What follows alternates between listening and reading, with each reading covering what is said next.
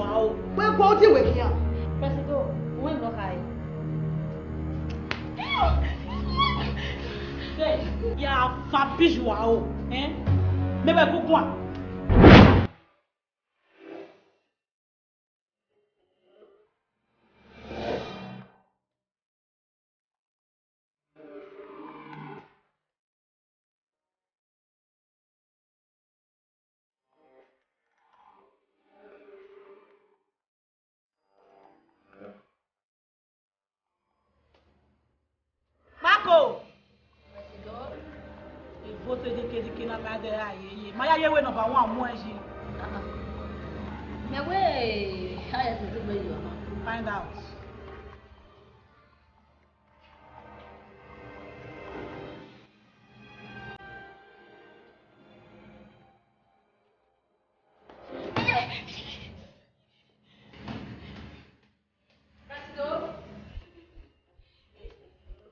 Yeah, baby.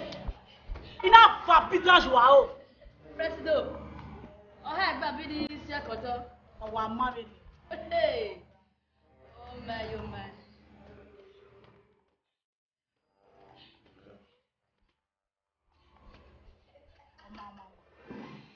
I'm ready. I will.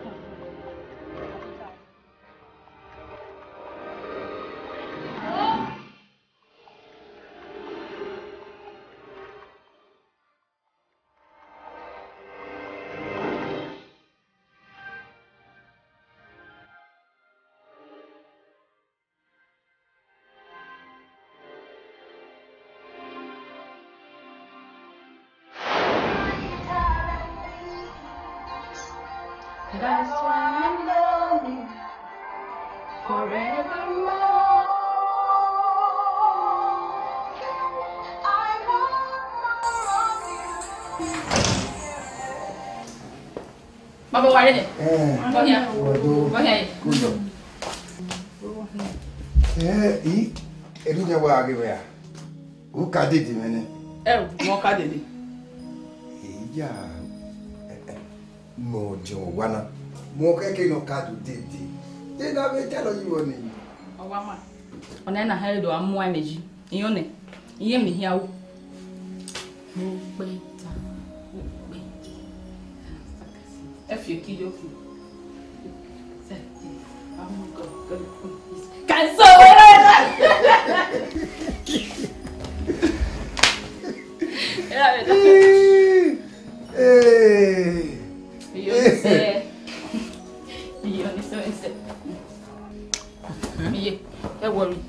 Ye school for ne o wani abomu nu e o ye gedegbe o ye nyenyenye o su me we wa bo wa no kwa mu ni we de lu ye go ni me baba presi no o ye be bonu ni ya ija bona be ku gbofo do wa na o ti gbase ije ye bo wa ni mo ibe ti moto ba bana me wo yi we e u tie ha mana me you we ka we bi na we dedi me wa me dey forbid oh wa hia digi me for wa me bo wa deli moto nu wa ide me hia we mebo wa mi bona ku igbofo lega ni me na anya egbe bi o kana be tieta wherever a we to ogun me na mi we bie ti ga mi we we na te toni uti go ni lo le lo oni ata no baba iya be ti moto we nu agbon ama won je no ko ade me o ma no we yin hia polo se be na wani do mu me dede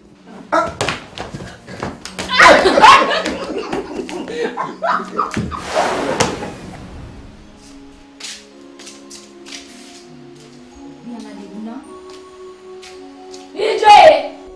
Wọ́n máa yẹ wọ́n gbẹ̀fọ́. Wọ́n kò sábà rí dédé bu àjọ ẹni fìnà tí àwọn apàṣẹ wà. Dari o kana.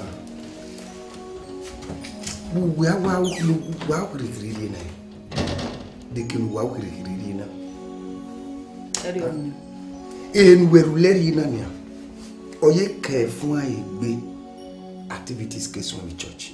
Te nuru le yiwo. Baba wenge iyo ni aleti jogo salubwa. Iyo ni wa mi we mo ka ono ka se church pastor si ave lata si la me so approach. Ma oni ami se mi ro pa o. Mama. Wo gbuga mare relatia. Ave relatia ni anwo mo ene. Oga lawo. Ya to te talo na ni bi ale ki. Wa be ile. Ma ke pa dia gege ni. Baba be ni ma hena ni a. Sumayo bera me be no ma o ni Jesus Christ.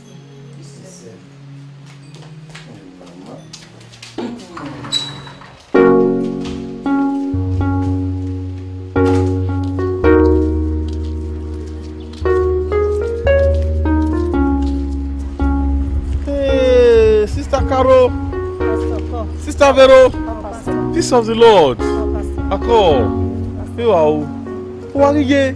Obiega kire no gbe na imogi mi wa the church there. Ti ma te travel. Ware nenya. Omo wariye we dia. Oh, 6 o'clock my evening service. Pastor Larry, egboko. Mama travel. Leba seba, Marie me basiwe. Ogwa me church pa ni ma wa Jona, ni na wa perform a miracle. Eba ni ma Jona. Jesus. Pastor, Marie die church iwe. Yaka. Igbe dokpa nyogie. Eya leru moawe. Jo via fira khere no ga fion tv. O ma fo. Edeni wa fion we la church ni. E mi amena kwa fo. Dem no rien gize, ni kena igbe church ni ra. Ni ka mo se mewe lare no adenu doge. Mi fa mi nyuna no ibe su media. Awon we pastor, Marie die church iwe. Sister Vero. Ni ya no fi nwano. Oh, there? Yakpa. Bume gwegwon. Pastor, me ma ya yiwe o salogwa ye me nu weta se. Nu gari mu egbo pastor. Nu gari mu egbo Takaro. Lare, we gwa ariye ba, gari mu agwe. Nu ya mo stomo kosa. Runda. Emi we ma o se ti we 90 days. Ona me we pastor no ma se we. Ona we fon pa. Ariye ba, na do mi gwa gbo fi o be mo. Na be ya fi o be yin bo don. We see. O saro banu no ya buwa. Ebugwe. Praise the Lord.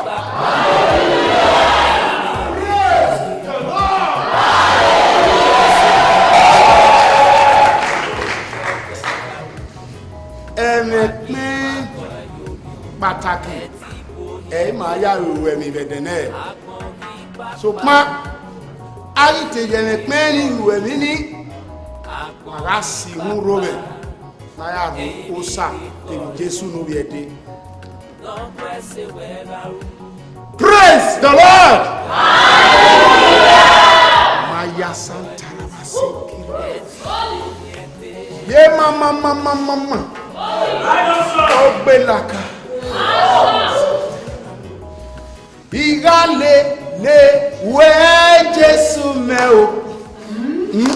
Igale we Jesu fone. Sufone. Igale we Jesu me o. Igale we Jesu fone. Praise the Lord.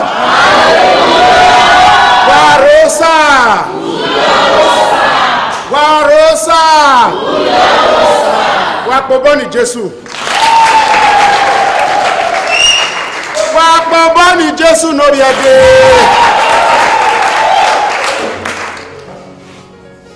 Ẹ̀mí ni màkí ayá ìwò ẹ̀mí gbẹ̀dẹ̀ náà. Ọ̀kẹ́rí ẹ̀ àhẹ́rìn ló sà. Wọ́n sì ẹ̀nìmọ̀ náà hẹ̀rìn ló sà. Wọ́n sàrà gìmàhún ọ̀rà gbímàgùn máa ó ní máa yẹ́ mọ́ bí máa yàrá ìwé mi. et Jonah no sagie no garie wo pa na tie Nanive no ya kpolu nye no ma e Jonah na zo weko e Jonah na zo weko e Jonah na zo weko ona we he o sa na we mo ki o ga kan ona we he ona ma zu nkwen pori sunu wo le kan wa me e ona de yeze e no kwa na mie e no kwa na mie o keke eriwo pe e ni kan ri pe Jonah ladian ona ya payewo ni no sagie garie no wi erie na tie Nanive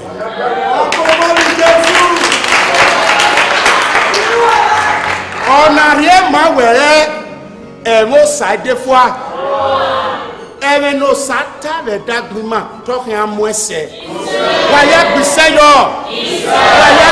yo ye ka santa po sante ka sonta la seko egbalaka ye egbalaka ogbe ibuya makapata santa ta wa me gbere wa stop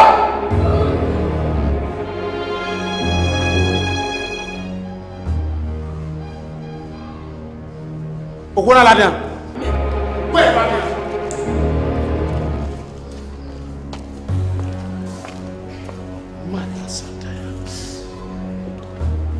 okuna o bueno rego o ma gun luwa ya gwe ka ma we ogbalegbe mu yen odo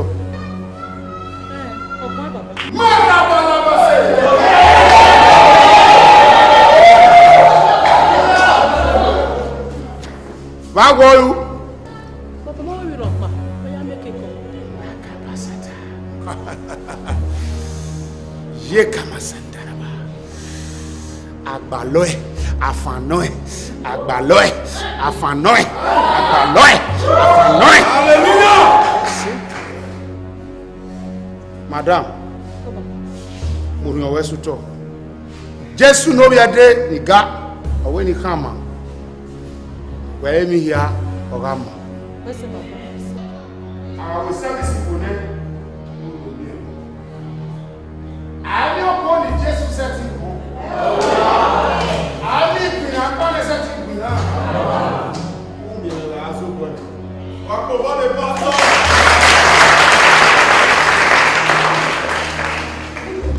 Rákà pàtà sàndàyàmá. Rékè gbogbo sàndèrèbó. Rábà pàpà sàndàyàmá. Ọ̀sẹ̀lẹ̀ láre ìwọ̀n ládìyàn má ṣàtàsàtà lè pàpàpàpàpà ètẹ́ wàá rọ̀ mọ́ pẹ̀ aláàníà ọ̀yẹ́ síọ̀síọ̀síọ̀ àdésùsù gbọgbọgbọ wàá rẹ̀ ìgbégbani ọ̀sẹ̀rẹ̀ ẹgbẹ́gbànú ẹ̀ ọkọ̀ọ̀kọ̀ wẹ́rí ọkà ẹ̀ pastor ẹ̀ o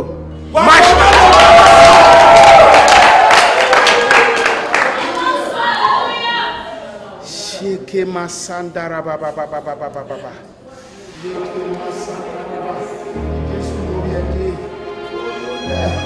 ọgbọ̀gbà Obey Buddha. Raba baba. Ebala.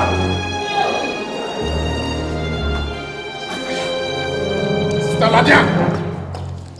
Ladian. Maya.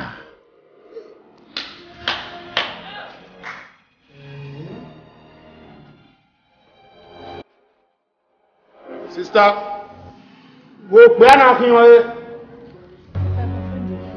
ìgbàhìn àwọ̀ ẹ̀nù máyà sàndà àbásíkàbà Jésù lórí ẹ̀dẹ́ Where walk for Erioka? Mama beta mama where what we setting we na dey hand.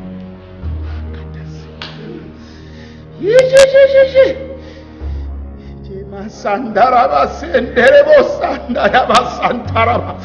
Makama sanderebo. Mini ya. Ebi Jesu no biade. Jesu no biade. Jesu no biade. Santerebo baba.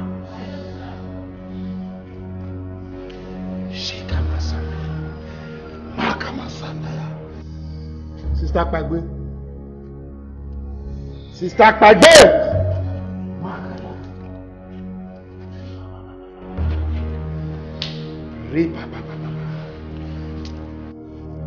Tamivio Sanu Dazi. Ibi Jesu no biade. Venu wo monahe. Osebe no so ma ori agbe. Awa mu ni gugu be eje yo me. Ena bobo no bo we me ni gere ya. Nega itegi ya no te mo pa yo si e wa Kristo no biade. Jesu no biade.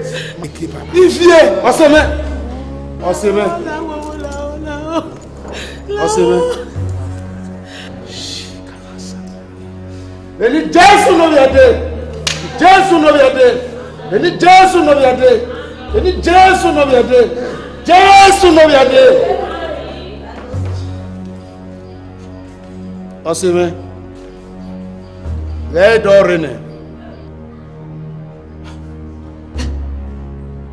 Awore gbere ne. Pastor. Ọ̀pọ̀lọpọ̀ amaberio. Pastor already.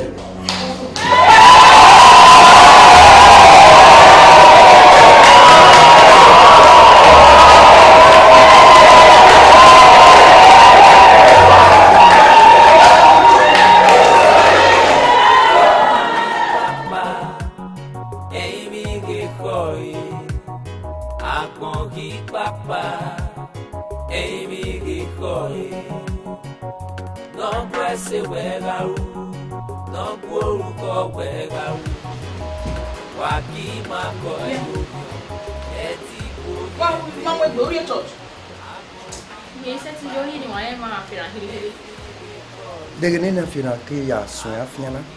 Mai beba. Di hu nene. Di hu. Body di age. Ya mo gbe nkan mi to ke ni pastor. Pastor iye. Uguni e bon heke ni no ye nya. Mai ya ige o kaka pro serious. Ni wa ya mi na ti ya e o. Na wa la jaba ko mi bi o na gbe. Ya mi e. De u ka le ri o. Bawo wa o. Iya disi. Kida bino wana ya ugo wana. Ojimewe emiso suluda e no mageta ladi. Ala riba. Gwalege ni ya nota. Gano. Na mo le ba mero. Ai se gbekere ne no kan. Kara ya. Moto akan la. Ugwa ma ya.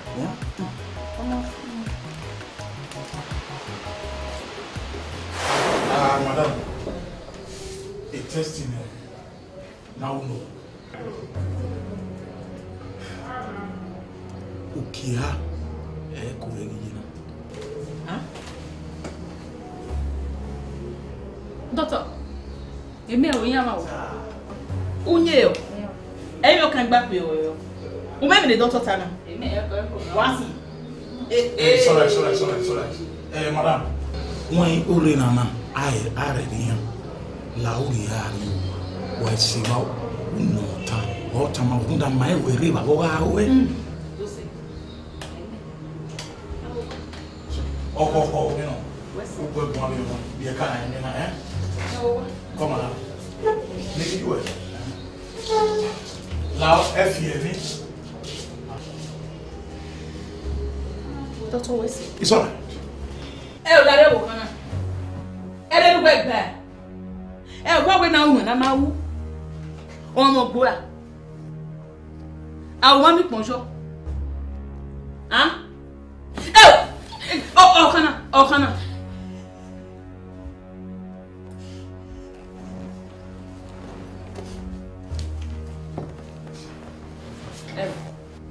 La Romana.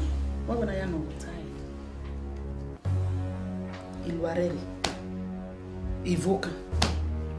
Hein? O pé de a gente não querer. O médico é como uma coisa. Hein? Bem não querer ser na com uma não. Bem posso orientar. O bien dit qu'il est si bon. Wa ben ata lele me. O ma wo mi me. Wa ben bi agbonta. Wa ben ata lele ma. Ejoué. Comment pour me prendre on bien gougou. Hein? Okay. Mais même we pepper yi no tawo yi bona. Okay. Wa ta mame o ma no mwe konu ania binu mana ta mame o ma no mwe konu e ihe azu e pa pe gbe na ya luto utana ogo Oui, comment? Eva Eha Pastor Hein? Anya pastor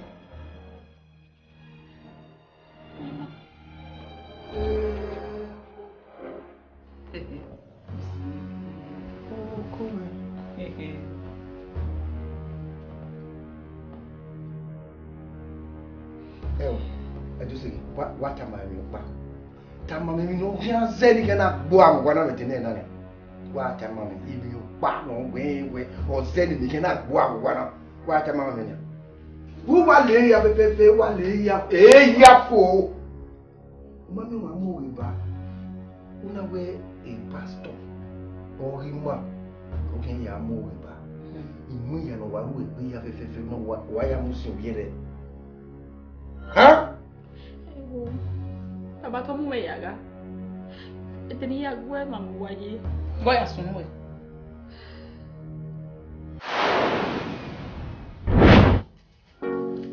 Iye ngogbe.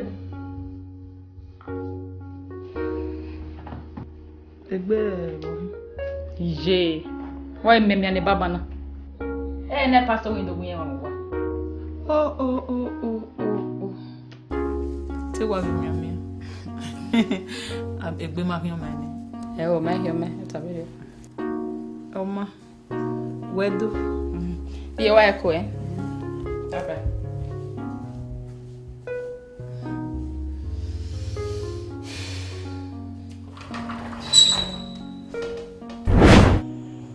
Edu Sigi. Pastor Bohia. Edu. Bohia pastor. Fine girl. Pastor Bohia. Musebe. Bohia. Fine girl. Damo. Musebe. Damo. Are too beautiful. Wesi kakabo wesi. Ah. No more say. Who are you shiny rose? Damo. Hey, il va s'y parler. Il m'a dit ouais. Et y a tete. Ou fier ya we. Ou change manane. Edos. Beautiful girl. Musigbi Kuyo. Otamewe. Oladia ba yeme ya won kalo yen yapa. Oladia. Ma wa do be na mama jine we total. Edos. Musigbi. Dosege. You know what about? We're my boyfriend. Ha. Pastor. Wana no me gbota video ni ye. Me ya me boyfriend ye, be ni here se na. Ni me we mai se. Inu penu ye, o ma me no de mu. We my big mature babe e we hin. Yeah, we be me say 10 years. You are a big babe, mature babe. Mami me ya no regbo we report here. Hey, ya wa report. Edos. Do say fine baby. Mamu dia kere Pastor. Wow, oui. Pastor là. kini nuru iwe mi fo la o. La o kike iwe fo ni ni pa na la. Ma so kini nuru la o. Oh. Ma so kike.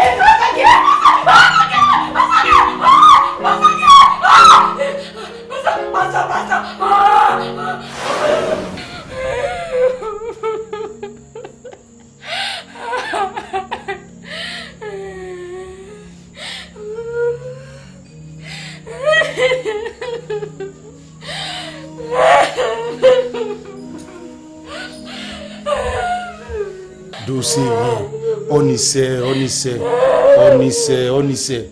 We vie ban. Men we vie jiwo. Iwe ni gwe. E no sunu na ge gieva won. Wen we obukan o yin. Ope akope anu riri hon. Iyen we gbe sikewe. Lai.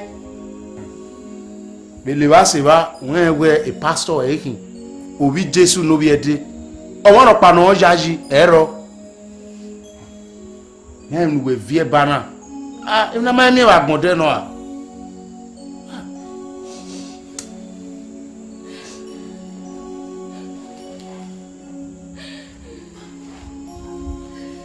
Me. Igo na. Wa vie fone.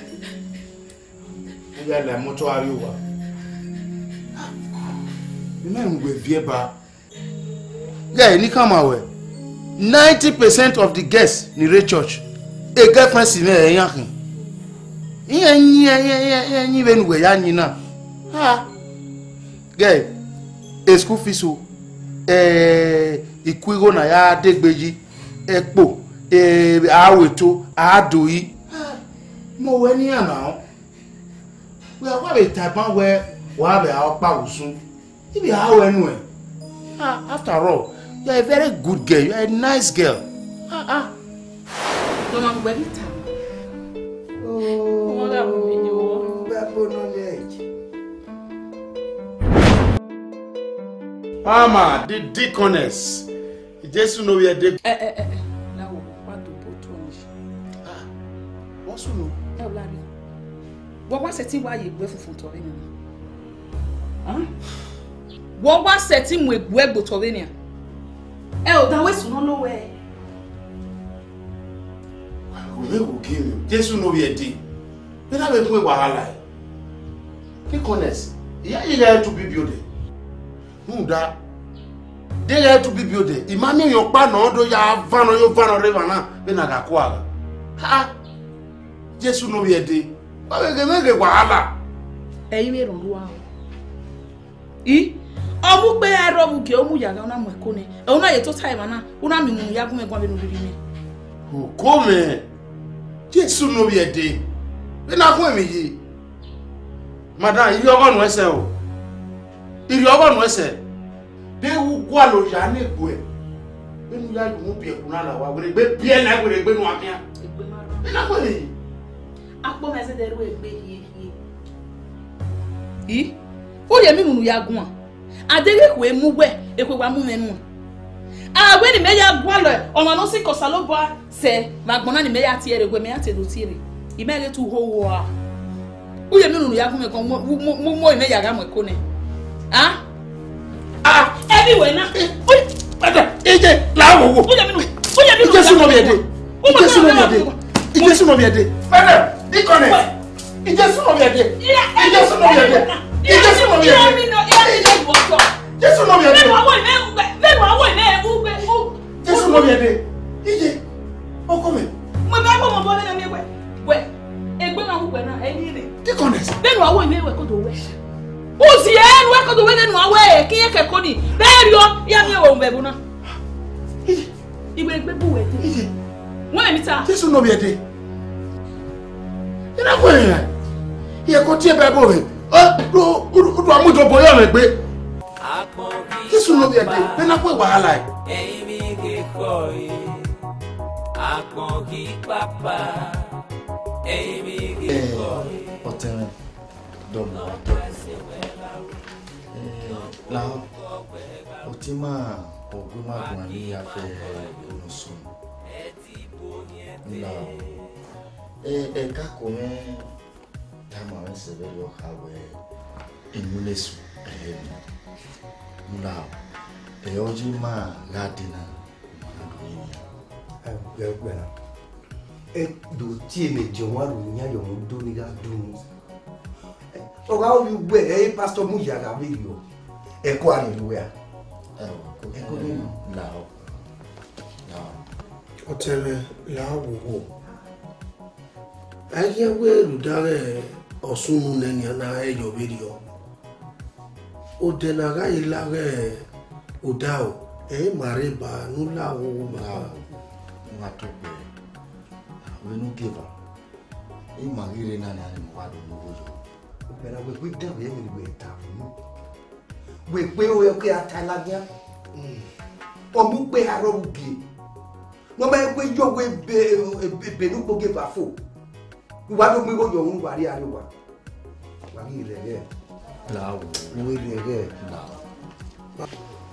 so ko baba na ni tade se ma ego ọ̀gá ni ó bí ọ̀gá ẹnu a máa sí ẹgbẹ́ ní àná ya kún àná ẹ̀kọ́ ní rúdá àmá ẹ̀mì náà mú ní láàkín àmẹ́tẹ̀ náà wẹ̀ dá má bẹ rúdí mà níbi èrè náà bẹ ilé wẹ̀ ló wà láò bàbá náà rúdó sàlúbọ̀ rúdá ọmọ ní màmá ẹ̀mì náà ọkùn ẹnu wà láò wò àbẹ̀gbẹ́ náà bẹ bí ọ nìyà ilẹ̀ amánámú ẹgbẹ́ yọ ọ̀hún ẹgbẹ́ kí á ná náà ẹ̀ pásítọ̀ ẹ̀ chọ́ọ̀chì máa lóde bẹ́ẹ̀ máa nọ bí elders owó church náà ló sa wà láwò bàbá iye máa wà láwò. ẹ ò ọmọ náà kan náà èsùkú ẹ ọṣù ọdà gbẹ̀nsán mẹ́ ssc ìfò náà gbogbo akẹ́wẹ́ ní èsùkú ẹ yẹ. wà láwò wà láwò ọ̀rẹ́ èsùkú nọ̀rọ̀ ìkìnnì wà ẹ̀wọ̀ ẹsẹ̀ náà kí wàá pa. Yase university unyi yase masters or we have a TSC ba ya garoje imu egbe ni aya we wala gbẹgbẹ rudu salobo ya ba bi lo gene wọ́n ma mú ẹ we na nyimi bi me na nyimi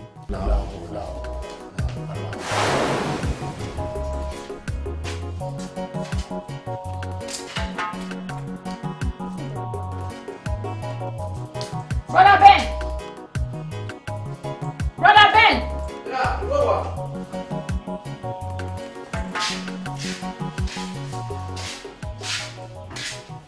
Brother Ben. Now, Yarule Seki.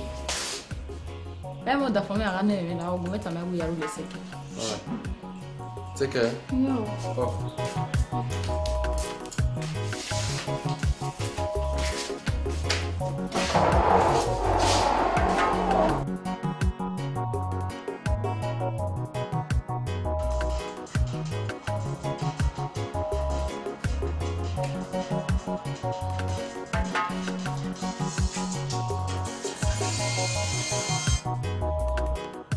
Hello. Arahin. Yes, Meno, Pastor Sas. Ah! Toga! Hey! Bouncy baby girl! Oh, just know we are there, Wesley.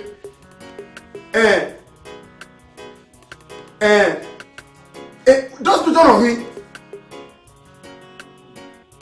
Okay, Wesley. Just know we are there, Wesley. Ìwà dé bàbá náà. Ìwọ̀n. Wesley. Bẹ́ẹ̀.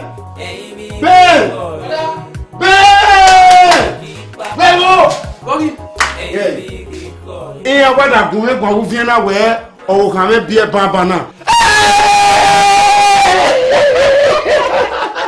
Kódà ìwọ̀n. Mẹ́wàá kò wéèrè bá. Ọ̀nùmọ́ nù. Ìjẹ́sí ló bí ẹ dé. Ọ̀wọ̀ ẹ̀rọ wọ́n lè kú ẹ̀rẹ̀. Wọ́n bí ẹ. Bouncy baby girl. Oh my God, the Lord is good. Láhọ́, mo bá bọ̀ mẹ́. Ìdó yàrá yẹn. Ìjẹ́sí ló bí ẹ dé. Wọ́n rà ní mẹ́. Ìjẹ́sí ló bí ẹ dé. Wọ́n rà ní mẹ́. Wẹ́sẹ̀. Do wáyé. No wàhálà. Ìdé ni yàrá yẹn. No wàhálà.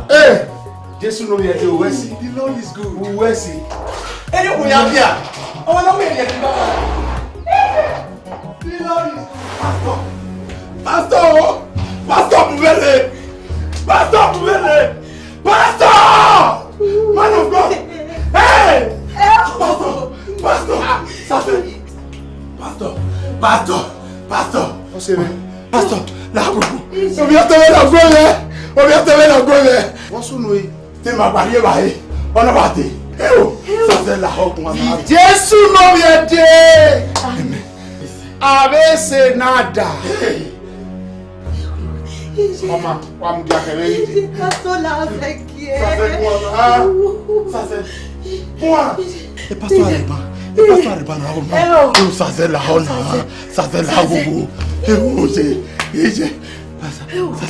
Ça c'est. Pasteur! Pasteur là, ça c'est. Ça c'est là-haut. Ça c'est là-haut. Pasteur Rémi.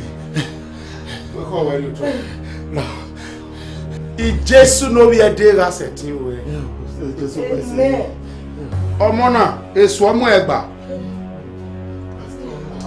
Jésus ra ade agbon náà no do ra. No do fún e wan ya. So pon I Jésus no bi edera me. Ona give ra de. Ni do gbinigbini yen, ni do kan ko ori yen. Awo si. Nu wa mi ehe na ya pon won. So pon ni gwe. Jésus no bi edera me, mi o pa no gwa. No wene egbe ramona ne. Wa ya aye pon me. A church away. Wow. Oh, how is that is no? Jésus me no bi edera. Our not down one. He just went over the up when Pastor. When we turn up, I'm not wasting no money. Say moment. Jesus no be a day. Rema kabakomo. Rema bamako. Beni Jesus no be a day. Beni Jesus no be a day. Beni Jesus no be a day. Beni Jesus no be a day. Baba. O when ya esumu egba. Baba do fun anoin. Do ran baba. Na do ya come we. We need Jesus no be a day. We need Jesus no be a day. We not see your name say. Baba, do we no mona. Baba do we no mona. Baba do we no mona. Any Jesus no be a day. Any Jesus no be a day. Any Jesus no be a day. Any Jesus no be a day. Any Jesus no be a day. Any Jesus no be a day. Makpo makpa. Makpo makpo makpa. Ije o, saze o. Saze. Agiyo. Ah! Ije o. Saze. Ije o. Saze. Come on. Ije.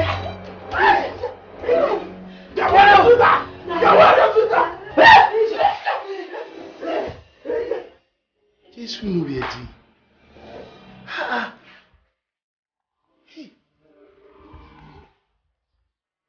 Jésus nous vient dit. Aga. Hey.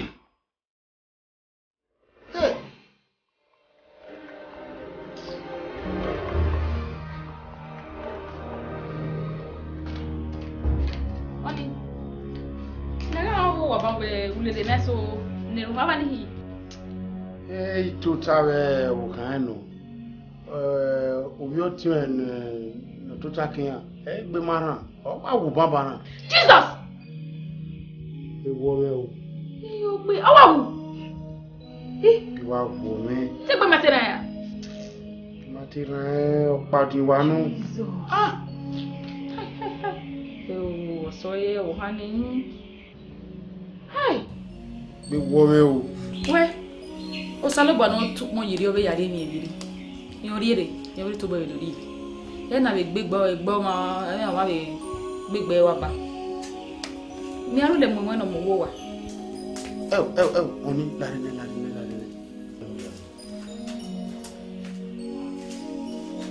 Akachi fina. Ogi me na hia wori ona yiba. Oh. E de ni gari e kini e de ni bi eni. Eh, obi eme swali. Me akpa yin wade. Ofo baba ya fo me. O me ni me die yi wepo mama e wepo. E na wa your body ogwe no gare ba.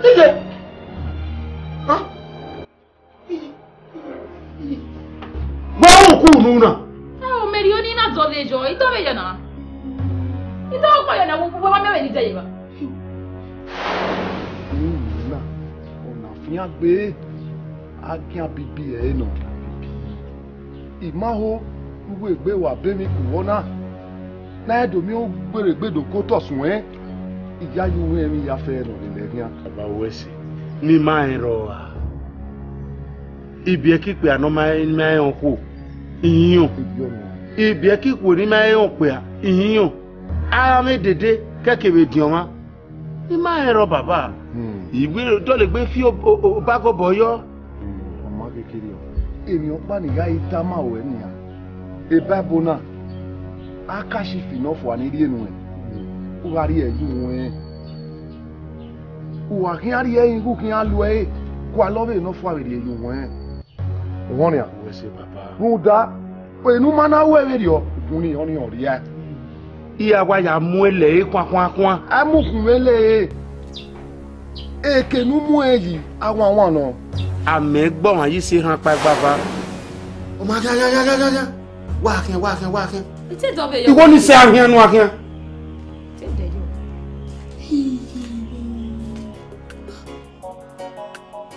Akon ki papa. Emi ge koi. Akon ki papa. Emi ge koi. No presse wega u.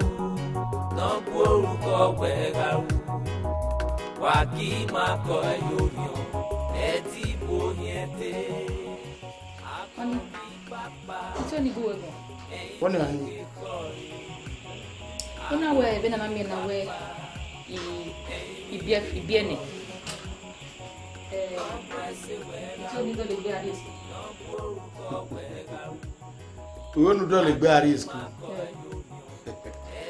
Ai na isi ges ku no. We meta no we no. Oh, what da come? We na nya.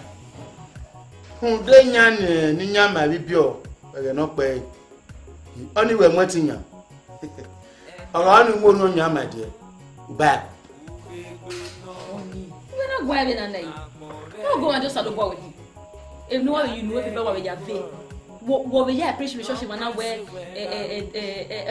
promise and face see o se ni me we gugun abere we feel like kan gbe me ma feel like kan gbo me we gugun abere we no we am na we ame mai ka bu won o wa sere yi Jesu no be dey we no we am no ma so to alagbodo regime umyenwe Oni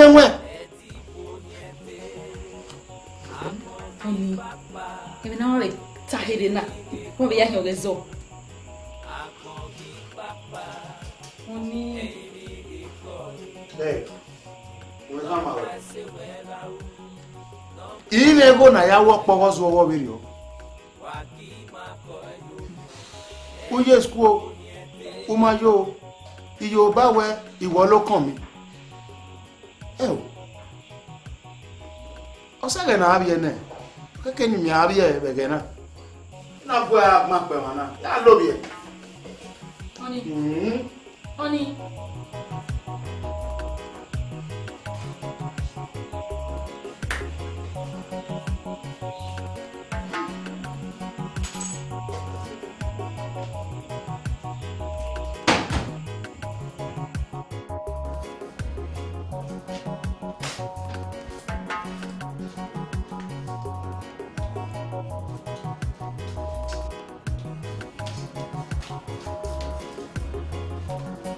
like it. Ready. Me ka mu we won me gbe mi a yo sa Jesu no ye di wa ye me I ka ma won me gbe mi a ko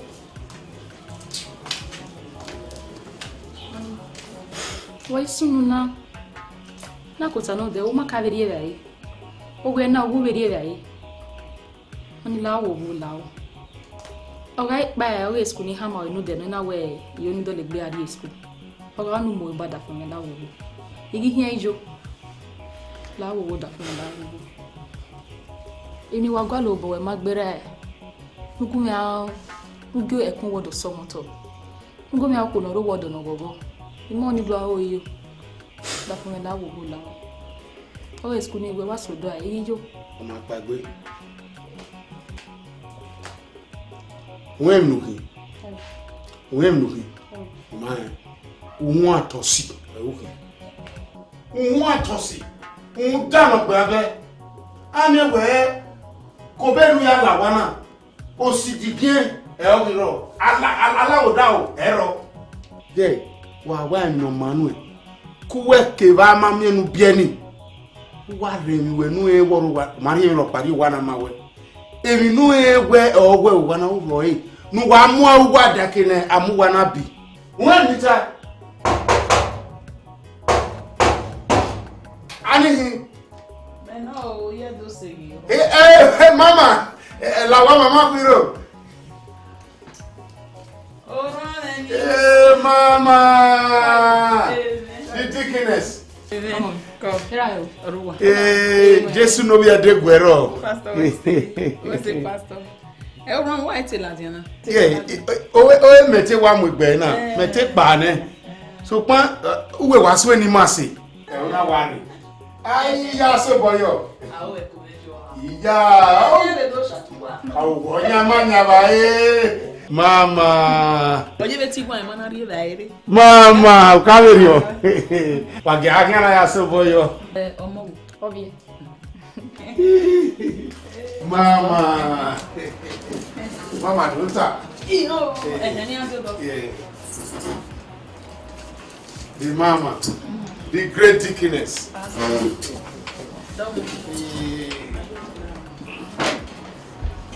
Mama. Paganero. Jesu no be ede. Do fin agbera ina. Jesu no be ede. Do fin agbera ina. Wa gari emi. Mama we popo. Mama. La wo. Omo na wo ebe bi o kan. O ga me no wu. Ona any turn ona we mi abe mi tu. Megun ije iya. Ye. Ohuna. O saha no ezeme. Ilota gbona ya. Imami okwo ni ki aya ge ni won ya gba. Adere ni eje. Eriko ya ni rota gbona je. Aga aka goro maro me.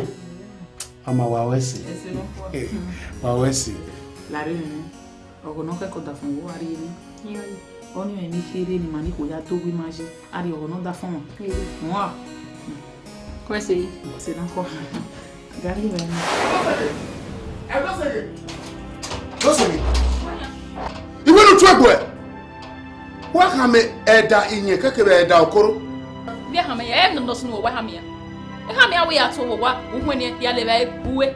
Okoni ha me ya ma to me ba ya. Ono emi no ka me ya. E no so ni ha me ma be to ge. Okay. Momo ni me. Iwe no wo ni me. Wa ya. Ai mo bi o. Momo ni me. Wa ya. Wa ya una momo no ma mu de. Una momo you waka. So, mama, where? Will you stop there? Mama, where? You scatter a business in it. Who want to move a church in here? Want to scatter my church? Hey, Ufe. When you done of Brambe? Eh? Me understand the way. The when we were young, I wouldn't even need. When you want to your church, I may be pastor. Ah, only me, don't say it. Don't say me.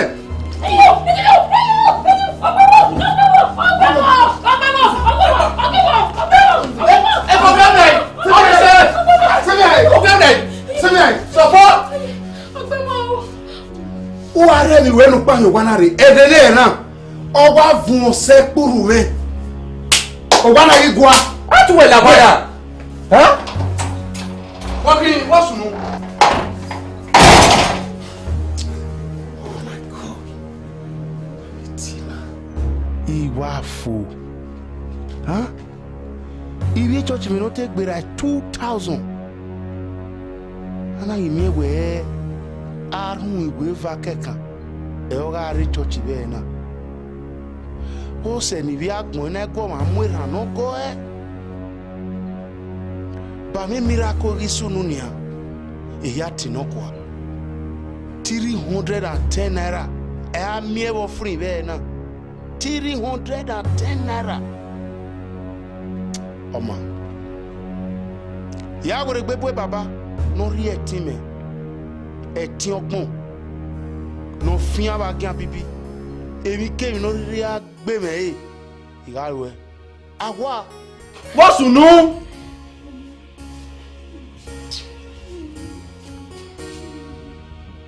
Ọjà tẹ́mẹ̀. Mọ̀mọ́ gbàgbé.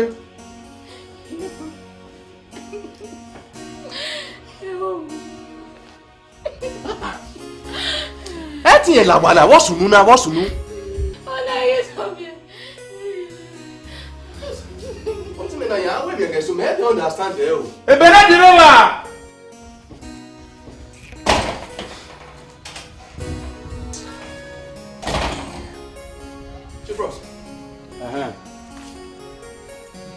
Ikia yehe nire. Ikia ya kporo nyenoma. Bros, mama how we have traveled before? Dori owa ya ireveri o.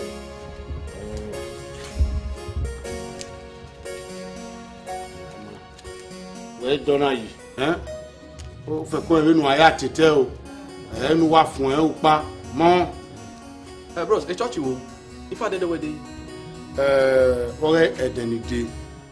Wọ́n ẹ̀wẹ̀ ẹ̀dọ́wẹ̀ àmú èyí mẹ́kì ó ní kí wọ́n gùn mẹ́ wọ́n rí church nọ̀rọ̀ wẹ́ àgbà òwe church kẹ́kẹ́ wò wá mẹ́kẹ́rẹ́ mọ́.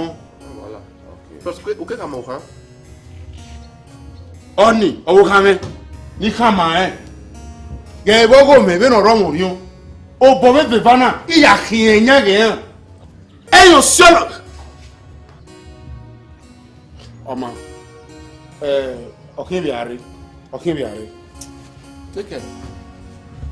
Oh, Timmy, I might understand there, so.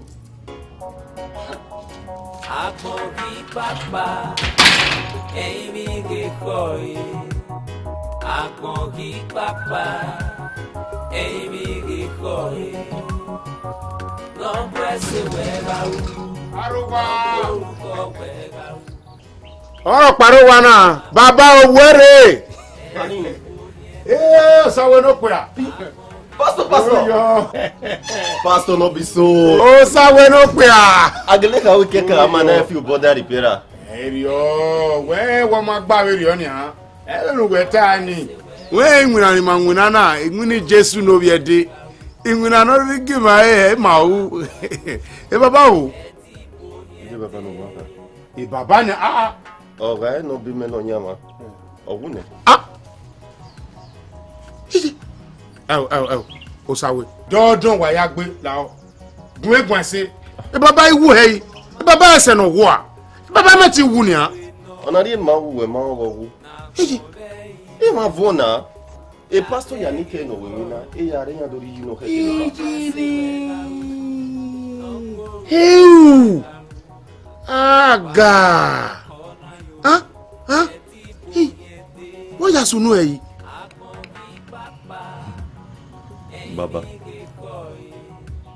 Baba wa yọ̀rọ̀ wọ̀ wíwọ́ pa.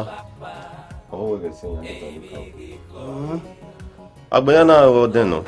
Àwọn àgbẹ̀ bàbá ṣe gbogbo. Heu.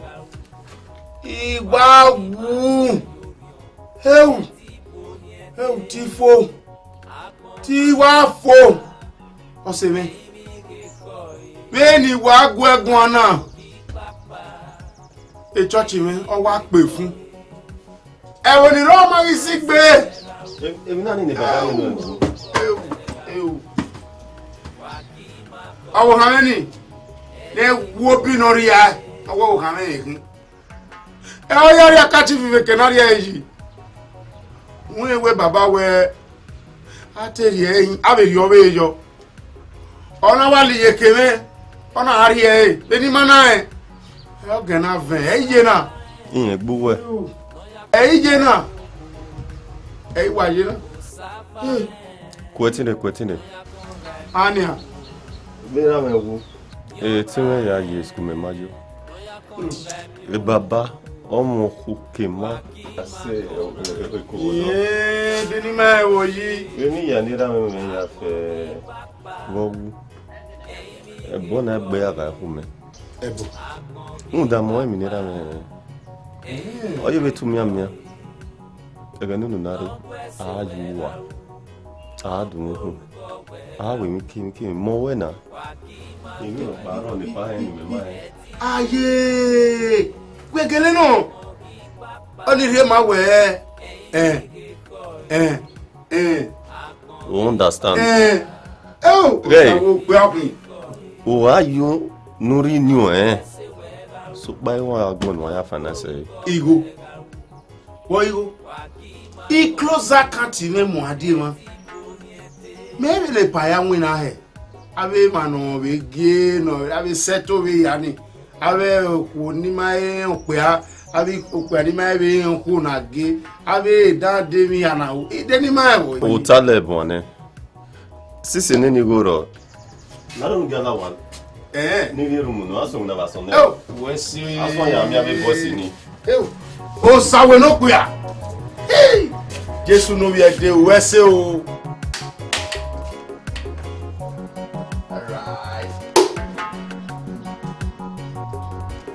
Now you know. Yeah, I'm having a boy. Boy, damn it, below there. I could back again. Pick two.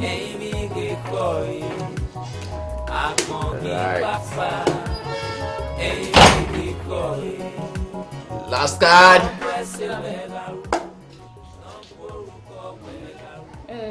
Back in the cabin, no way, neither. I wait till we no way now. Order for me. What one? But why when I'm here, working on but I've been now with me. Why I cannot do but I've been now with time. We're making us to now, but I've been remember. Yeah. Remember, can we come when no day we making on you? What me marrying a good work one now? I don't know. But I've been now. Mama phone me wa.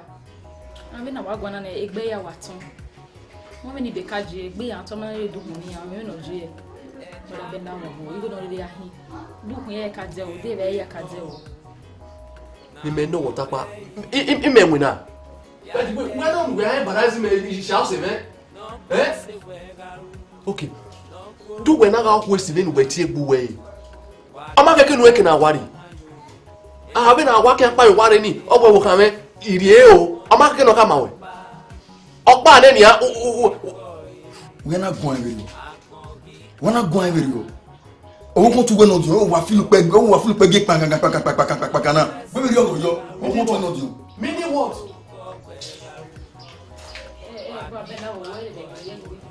Bona wo de gbegbe brother Ben na ina we o ze be na ya mo me gije ne o me kina go mege adigi ma ere no be gwalo me ma de ati ye de be na wo be mo gije we de no ile kan me wo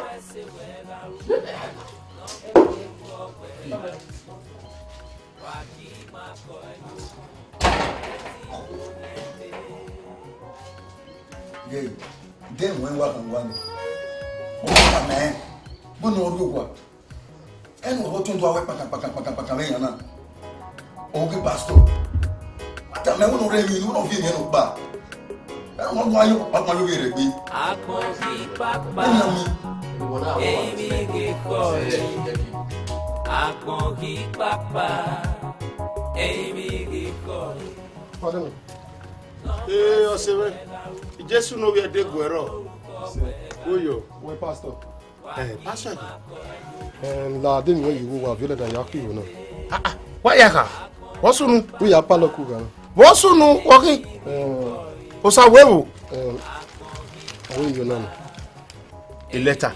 Ya ye letter o. Tie. Ah!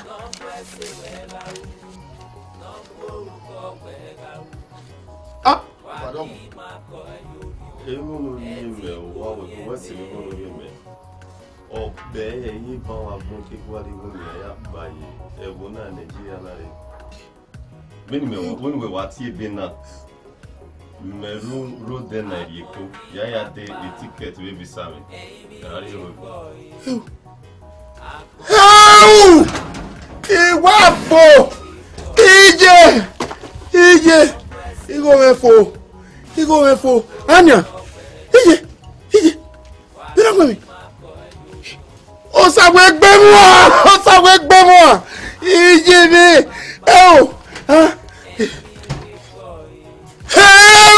Wà fún mẹ́rẹ̀! Ó sàwé gbé mọ́! Ije! Ìwà fò! Anya! He close account! He go here for! He close account! He go here for! Ow!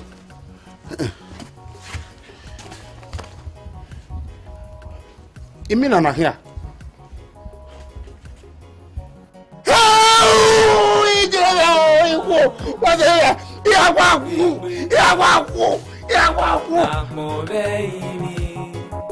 Ya degi